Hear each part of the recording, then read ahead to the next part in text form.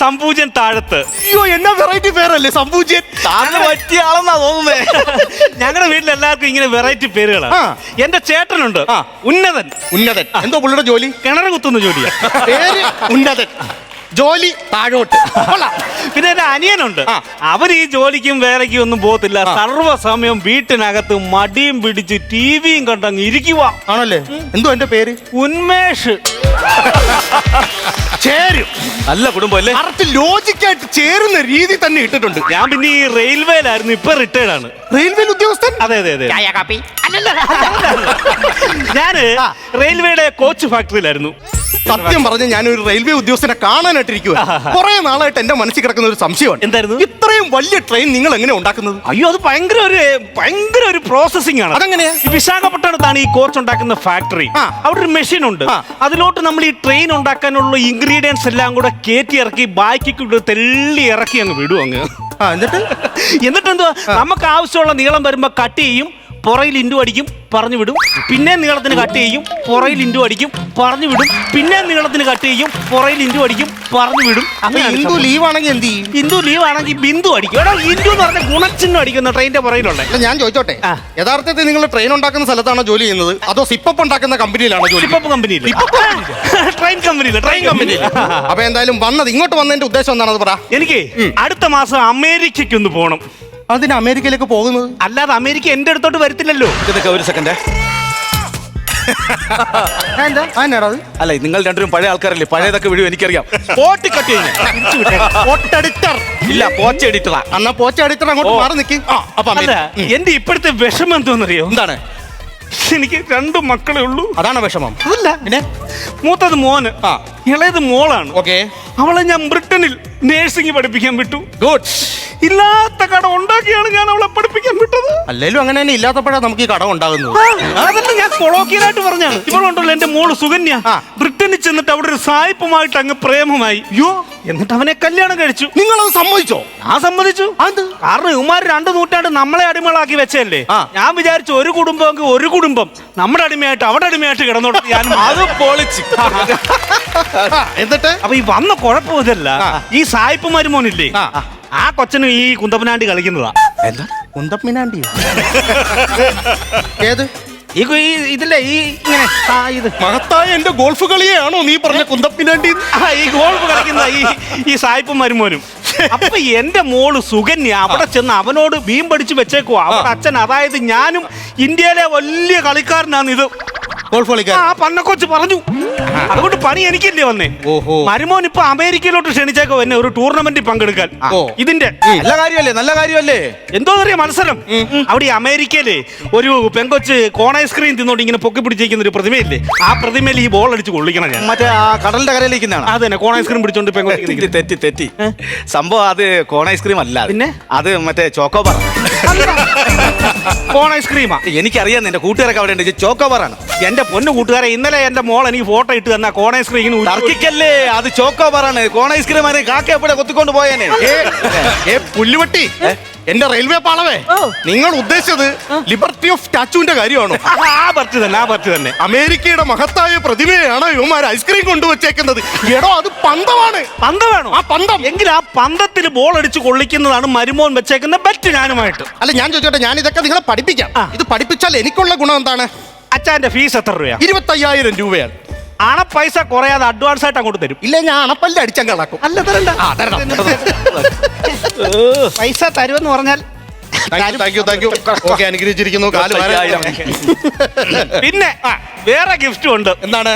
എന്റെ മൂത്ത മോനുണ്ടെന്ന് പറഞ്ഞില്ലേ, അവൻ ഈജിപ്തിലാണ് ജോലി. കഴിഞ്ഞ ആഴ്ച കൊടുത്തു വിട്ട വാച്ചായത്. ഇതാ 3.5 ലക്ഷം രൂപയാ. വാച്ചോട്ടാ. ഒത്തിരി വെറൈറ്റി ഫീച്ചേഴ്സ് ഉള്ള വാച്ചായത്. ഫീച്ചേഴ്സും കാര്യങ്ങളൊന്നും വരത്തൊന്നുമില്ല. അതൊക്കെ ചുമ്മാ, അതൊക്കെ വിട്. ഇങ്ങോട്ട് നോക്കിയേ, അതിനകത്ത് സമയം തോയി.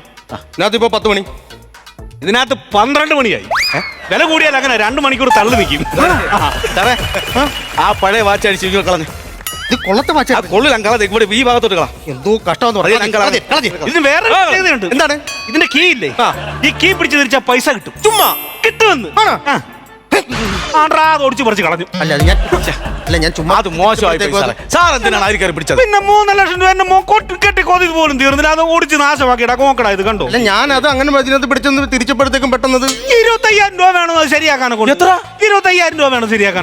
വളരെ മോശമായി പോയി സാർ. അല്ല അത് നമുക്ക് എങ്ങനെയെങ്കിലും തന്നില്ല, ഞാൻ കേസ് കൊടുക്കും. ഞാൻ ഇപ്പൊ ഞാൻ പോലീസിനെ വിളിക്കും. കേസ് കൊടുക്കണ്ട. പിടിച്ചോ എടുത്തോ. ശരി. 25,000 കഷ്ടമാണ് കേട്ടോ. എന്തുവാ നിങ്ങളല്ലേ പറഞ്ഞ അതിനകത്ത് പിടിച്ച് തിരിച്ചാ പൈസ കിട്ടും. പൈസ കിട്ടിയല്ലോ. വേണ്ട, എനിക്ക്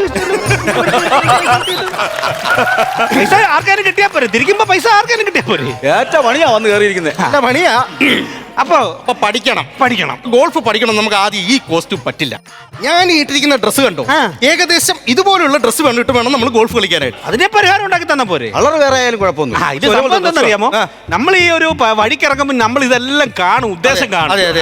അതുകൊണ്ട് എല്ലാ സജ്ജീകരണമായിട്ടാണ് നമ്മൾ വന്നേക്കുന്നത്. ഞാൻ പറഞ്ഞില്ലേ നിങ്ങൾക്ക് പറ്റിയ ആളാണെന്ന് ഞാൻ അറിയാം. എവിടായിരുന്നു ജോലി എന്ന് പറഞ്ഞേ? റെയിൽവേയില് വേറെ സെറ്റും ഉണ്ട്. പച്ചയാ വീട്ടിലിരിപ്പുണ്ട്. നന്നായിട്ടങ്ങ് മുതലാക്കിയല്ലേ. എന്തുവാ അവർക്കിപ്പോ ഇവിടെ കാണിക്കാനായിട്ട് കൊടിയുണ്ടോ? അതെല്ലാം എടുത്ത് വീട്ടിൽ കൊണ്ടുപോയി നിക്കറും പെനിയും തയ്ച്ചിട്ട് വെച്ചേക്കുവാണ്. 5 ട്രെയിനാ ഇപ്പോഴും ട്രാക്ക് മാറി ഓടുന്നത്. ഓടാതിരിക്കുവോ? എങ്ങനെ ഓടാതിരിക്കാനാണ്? അപ്പൊ എന്തായാലും നമുക്ക് കാര്യത്തിലേക്ക് ഓക്കേ. ഇതാണ് ഗോൾഫ് സ്റ്റിക്ക്. ഇതൊന്ന് ഗോൾഫ് സ്റ്റിക്ക്. സാറേ ഈ ഭാഗത്തോട്ട് തിരിഞ്ഞു നിന്ന് പറയൂ. അതിന് ഞാൻ രാവിലെ അവിടെ വെള്ളം തളിച്ചിട്ടില്ല എന്ന് പറഞ്ഞു കഴിഞ്ഞാൽ അവിടെ നല്ലോണം നനയുമായിരുന്നു. എടാ ഒന്ന് പോടാ.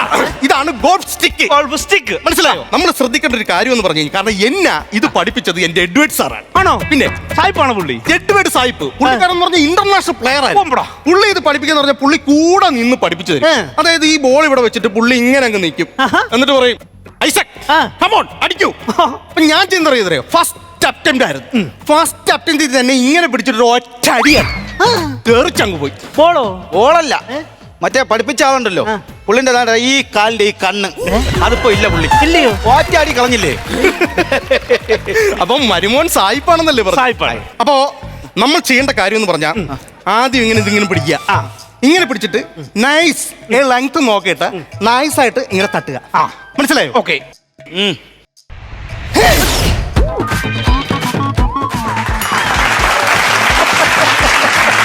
ആഹാ, കൈയടിക്കാൻ ഓഡിയൻസിനെയൊക്കെ സെറ്റ് ചെയ്തിട്ടുണ്ടല്ലേ? പിന്നെ അങ്ങനെ മൊബൈലിൽ റിംഗ് ടൂൺ വന്നതാണ്. പോയി പന്തെടുത്തോണ്ട് വരാനായിട്ട്. ചാറ് പോയി എടുത്ത് എനിക്ക് വയ്യ. ചുമ്മാ ആ വണ്ടിയെ പറഞ്ഞു വിടും. വെറുതെ ചാർജ് ചെയ്തിട്ടില്ല. എന്നെ കൊണ്ടുപോയി. ഞാൻ വന്നേ ജോയിൻ ചെയ്തല്ലോ. പറ്റത്തില്ല, എനിക്ക് സ്ഥലമൊന്നും അറിയാത്തോണ്ട്. ഞാൻ തന്നെ ചെയ്യണം. അതാണ് എനിക്ക് നല്ലത്. ഓക്കെ, ഞാൻ പോയി എടുത്തിട്ട് വരാം.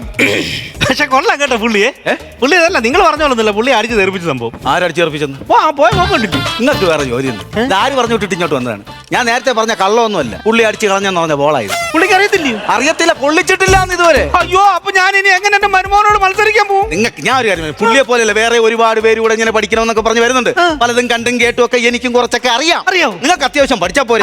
ഇതിലൊന്ന് കൊള്ളിക്കണം, മരുമോനെ തോപ്പിക്കണം. അത്രയല്ലേ ഉള്ളൂ. അത്ര മതി. ഞാൻ കാണിച്ചു തരാം. നിനക്കറിയാം ഇത്? എനിക്ക് അറിയാന്നില്ലാന്ന്. ഇത് ഇത്രേ ഉള്ള പരിപാടി. ഒന്ന് നമുക്ക് ശ്രമിച്ചൂടെ? ഓക്കെ, ഞാൻ എന്തായാലും ശ്രമിക്കാൻ പോവാ. 1 2 3. അടിപൊളി അടിപൊളി അടിപൊളി. അപ്പൊ നീ പഠിപ്പിച്ചാൽ മതി എന്നെ കൊണ്ടല്ലേ. നിനക്ക് 50,000 തരുന്നത് നമ്മൾ തകർക്കും. എക്സ്ക്യൂസ് മീ, ആരാണിപ്പോ ബോൾ ഇപ്പൊ അങ്ങോട്ട് അടിച്ചു വിട്ടത്? ഇവൻ അടിച്ച. അവൻ പഠിച്ചു, കൂടെ നല്ല പഠിച്ചവൻ. എല്ലാം പഠിച്ചല്ലേ? കുറച്ച് സാറേ. ആശാന്റെ നെഞ്ചത്ത് എന്ന് എല്ലാരും കേട്ടിട്ടുണ്ട്. ആശാന്റെ ഉച്ചക്ക് എന്ന് കേട്ടിട്ടില്ലെങ്കിൽ ഇതാ കണ്ടു. നീ അടിച്ചു വിട്ട പന്ത് വന്ന് എന്റെ ഉച്ചക്കാണാ കൊണ്ടത്. എന്നെ എങ്ങനെയെങ്കിലും ഒന്ന് ഹോസ്പിറ്റലിലോട്ട് കൊണ്ടുപോ.